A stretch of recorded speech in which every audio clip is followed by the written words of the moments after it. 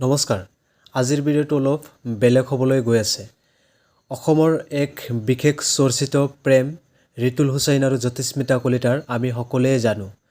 প্ৰথমে প্ৰেম তাৰ পিছত বিবাহত আবদ্ধ তাৰ পিছত এটা বিশেষ পোষ্ট ভাইৰেল হৈ পৰিছিল যেটো সকলোৱে চাইছে জ্যোতিস্মিতা কলিতাই আহি মিডিয়াত এনে এখন ভিডিঅ' আপলোড কৰিছিল যেটো নেকি তাইৰ মাক দেউতাকক বেয়াকে গালি পাৰিছিল বমি চেলেকা এনেকুৱা কিছুমান গালিৰে অসন্মান কৰিছিল তাৰ পিছত এতিয়া জ্যোতিস্মিতা কলিতাই নিজ মুখেৰে তাইৰ দেউতাকৰ লগত বহি ৰিতুল হুছেইনৰ প্ৰেমক লাভ জিহাদ বুলি ক'লে ইটোৰ বিষয়ে আপুনি কি ক'ব বিচাৰে এই লাভ জিহাদ নে ৰিতুল হুছেইন আৰু জ্যোতিস্মিতা কলিতাৰ প্ৰকৃত প্ৰেম আছিল ইয়াৰ বিষয়ে আপুনি কি মতামত দিব বিচাৰে কমেন্টত লিখক মই ভবামতে যে জ্যোতিস্মিতা কলিতাৰ যেটো আৰু ৰিতুল হুছেইনৰ যেটো ৰোমান্টিক ইমেজ তাৰ পিছত ভিডিঅ' সোশ্যাল মিডিয়াত আপলোড কৰা হৈছিল সকলোবোৰ মিছা নেকি এটো আসলতে আমাক কি ক'ব বিচাৰিছে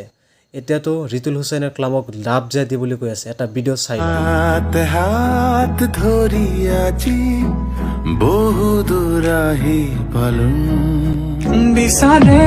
হিয়াই তোমাক জানো জানা খুজি দুখুজি কৈ মোৰে হোৱা হিয়াতে প্ৰণয় জোৰাই যোৱা আজিও দেখো আমি নতুন এইটো ভিডিঅ' চোৱাৰ পিছত আপুনি কি ক'ব এইটো ৰোমান্টিক ভিডিঅ' যে দুয়োজনে হাতে হাত ধৰি প্ৰকৃততে